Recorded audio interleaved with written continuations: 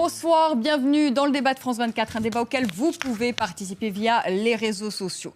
La Centrafrique fait partie des 5 pays au monde où l'on trouve les plus beaux diamants. Des diamants qui ont contribué à remplir les caisses de l'État. Mais voilà, depuis mai 2013, eh bien, le pays est suspendu du processus de Kimberley. Un embargo a été instauré sur le diamant centrafricain en raison du conflit qui secoue le pays.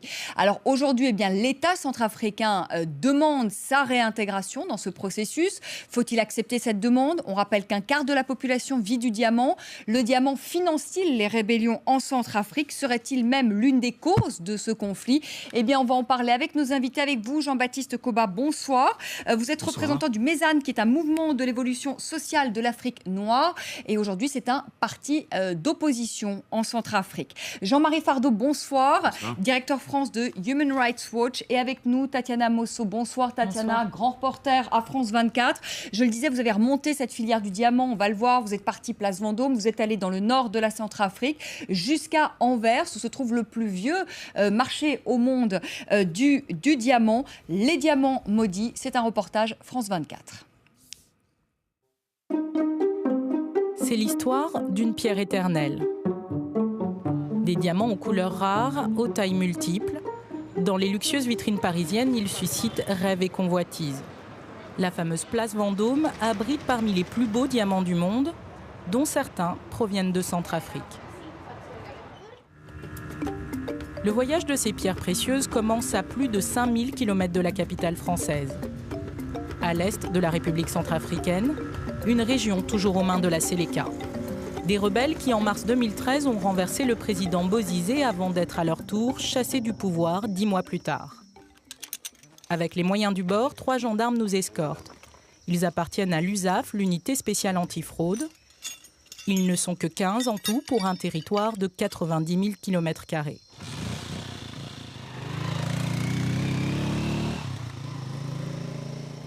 Après 3 heures de route, le bac de la rivière Bungu. La zone est de plus en plus isolée. Fernand Nanibé, le directeur régional des mines, est notre guide. Nous traversons en quelques coups de rame. Sur l'autre rive, l'un des secteurs miniers les plus riches du pays. Ça draine beaucoup de diamants aussi, la Bungu. Donc c'est là qu'on va aller? Oui, c'est là qu'on va aller. La route est encore longue, une centaine de kilomètres, avant enfin d'atteindre des mines.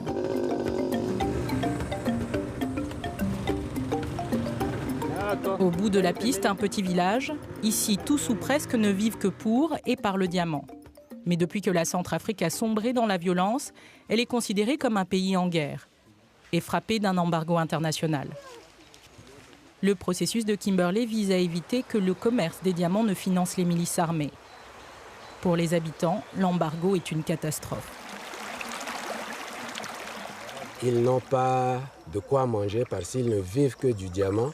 Et puisque présentement, on ne peut pas exporter le diamant, donc il n'y a pas assez de prise en charge par les bureaux d'achat qui financent les activités minières.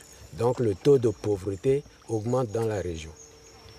Est-ce que l'arrivée des Séléka a changé quelque chose par rapport à l'activité du diamant dans la région? Non, parce que la Séléka ne contrôle même pas le secteur minier.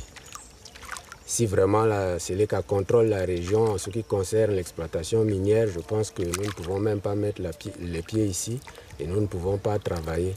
Et même ces gens-là ne pouvons pas travailler en toute quiétude. Le diamant centrafricain, on le trouve le plus souvent au fond des rivières. 8 heures par jour, il remue, tamise et trie. Ils sont une trentaine et inlassablement, ils répètent les mêmes gestes éreintants. 4 à 5 tonnes de gravier retournées en vain quand tout à coup un scintillement apparaît. Donc, pour connaître la valeur, il faut d'abord peser. Et après avoir pesé, on prend la loupe minéralogique pour voir est-ce qu'il y a les impuretés à l'intérieur ou bien il n'y a pas d'impuretés. Et c'est par rapport à ça qu'on va essayer de fixer le prix par rapport à un barème. Cette toute petite pierre vaut à peine 90 € pour un demi-carat. Autant dire 3 fois rien, au regard des pierres exceptionnelles que l'on peut découvrir dans la région. Jusqu'en 2012, on estimait la production annuelle à 500 000 carats. Un peu plus loin, des mines en terrasse, au bord d'un canal de dérivation. Il faut parfois creuser jusqu'à plusieurs mètres de profondeur pour atteindre le gravier. La source n'est pas loin et surtout quand on est proche de Mouka, on sait que Mouka contient effectivement le grès qui draine le diamant centrafricain. Donc la source n'est pas loin. Il n'existe aucun registre du nombre de mines dans les environs. Difficile donc de tout inspecter, d'autant que la production reste artisanale. Du petit mineur au commerçant qui lui achète sa récolte, en passant par les nombreux intermédiaires, le directeur des mines a peu de moyens pour contrôler tous les acteurs du secteur et faire appliquer la loi. Dans cette page, ça concerne le lavage du diamant. Donc là, c'est la date de découverte, là, c'est le nom de l'ouvrier, là, c'est le nom du chantier, le cours d'eau et le nombre du diamant trouvé par ouvrier minier par jour. Si je trouve, durant mon contrôle, un artisan minier détenant son cahier de production et il a aussi un lot de diamants qu'il n'a pas enregistré, donc c'est un cas de fraude. Ou bien il a vendu sa pierre, mais il n'a pas de bordereau, sans bordereau. Tout ça aussi, ça rentre dans la ligne de compte. Donc on considère ça comme la fraude. De la mine, les diamants vont ensuite jusqu'à Bria. Cette grande ville de l'Est du pays est encore sous le contrôle des ex-rebelles de la Séléka. Par souci de discrétion, nous avons attendu la tombée de la nuit pour nous rendre dans l'un des derniers bureaux d'achat encore en activité. Des collecteurs ont déposé des petits lots de diamants. Minutieusement, José Ferrara va trier, estimer chaque pierre et choisir celle qu'il pourrait acheter. On a la forme, on a la couleur et on a la pureté, en général. Voilà, ça c'est la base. Et après, dans tout ça, il a le poids. Au plus gros que c'est, au mieux que ça vaut. Avant, je faisais facile ici 20 000 ou 2500 carats par mois. Maintenant, je fais des petites exportations de 100 carats. Mais ça, c'est pour envoyer à Bangui, on ne peut pas exporter. On est interdit d'exporter. Donc, on est là simplement pour maintenir le bureau. 2013 fut une année catastrophe pour les diamantaires du pays. 70% de la production du diamant de joaillerie, pour l'essentiel, était destinée aux grands marchés internationaux. Aujourd'hui, si la production continue, elle est stockée précieusement dans un lieu tenu secret dans l'espoir que l'embargo soit levé. La seule porte de sortie officielle pour les pierres, c'était le bureau d'exportation à Bangui. Quand les Séléka sont arrivés en 2012, ce fut une de leurs premières cibles. Donc, ils ont cassé ici pour tout voler. C'était beaucoup d'argent qui étaient partis. Il y avait quoi essentiellement ici? C'est des bijoux. Des bijoux finis. C'est l'âge. Il ne reste plus rien. C'est ici qu'on effectuait les formalités d'exportation. Une étape clé qui permettait à l'État centrafricain de prélever une taxe sur le moindre carat. Mais ça, c'était avant. Avant la rébellion, avant que le processus de Kimberley n'interdise le commerce de ces diamants dits du sang, grâce auxquels les chefs de guerre arment et payent leurs combattants. Notre fer a chauffé, qui a été aussi pillé. Et donc, nous avons un cachet en acier qu'on scelle le produit caché tout. Et donc, c'est à ce niveau que le processus de Kimberley donne le certificat d'origine. Et donc, à ce titre, le diamant sort sans problème. Ça devient en quelque sorte un diamant éthique, vendable partout où le propriétaire peut aller vendre. Le diamant est la première source de revenus de la Centrafrique. Et s'il n'est pas l'enjeu du conflit, il reste l'objet de nombreuses convoitises. Les différents groupes armés, si l'on en croit les spécialistes, disposeraient tous de filières clandestines. Ce que les marchands locaux en Centrafrique m'ont expliqué, c'est qu'ils faisaient passer la frontière aux diamants vers le Soudan, le Cameroun ou le Congo. De là, ils les mettent en vente sur des marchés internationaux, dans des villes comme Anvers, Dubaï ou encore en Inde et même en Afrique du Sud. Les diamants sont vraiment petits, ce sont de très petites pierres et il est facile de leur faire passer les frontières. Il suffit juste de les mettre dans votre poche. Dans le processus de Kimberley, il est possible de donner des origines diverses pour vos pierres. Vous n'avez donc pas à justifier exactement de quel pays vient le diamant une fois qu'il est enregistré à Dubaï. Un expert international nous avait expliqué que c'était une faille très importante du processus de Kimberley, qui permet aux diamants venant de zones de conflit de se retrouver sur le marché. Retour en Europe. Nous sommes à Anvers, en Belgique, le plus vieux marché aux diamants du monde. À l'Office national du diamant, transitent des pierres en provenance de tous les continents pour une valeur d'environ 150 millions d'euros par jour. Ici, les procédures sont drastiques. Chaque colis est contrôlé et authentifié par des experts, puis validé par les autorités belges. Impossible, selon eux, que du diamant centrafricain circule sur le marché légal. Pourtant, mélangés avec des pierres semblables, comme des diamants brésiliens, difficile de retracer avec certitude leur origine. Le gouvernement transitaire n'a pas encore repris contrôle sur tout son territoire. Donc, le long que la situation n'est pas claire sur les zones diamantifères, est-ce qu'elles sont en fait gérées par le gouvernement et évidemment ensuite que s'il y a des revenus fiscaux ou autres reviennent, alors que ces revenus sont mis bien dans la fiscalité normale. Si dans les zones de l'Est surtout, notre crainte est que ces zones-là restent maintenant sous contrôle des Séléka ou des ex-Séléka. Donc ces revenus, quand il y a encore des revenus, ne reviennent certainement pas sur le gouvernement qui réside à Bangui. Impossible, évidemment, d'obtenir des chiffres fiables sur l'ampleur de la fraude. Mais le ministre des Mines, lui, a sa petite idée. Si vous voulez parler de fiscalité, nous avons 0 franc au niveau statistique. Parce que nous ne faisons pas d'exportation. C'est aussi simple que ça. Si vous voulez parler des activités, peut-être de la vente illicite, alors ça peut s'apparenter à peu près à 80% de ce que nous faisions en temps de paix. Nous espérons qu'à force d'explication et de communication, que nous pourrions convaincre la présence du processus à lever cet embargo, peut-être sous condition, de manière à permettre à un retour progressif à la normale.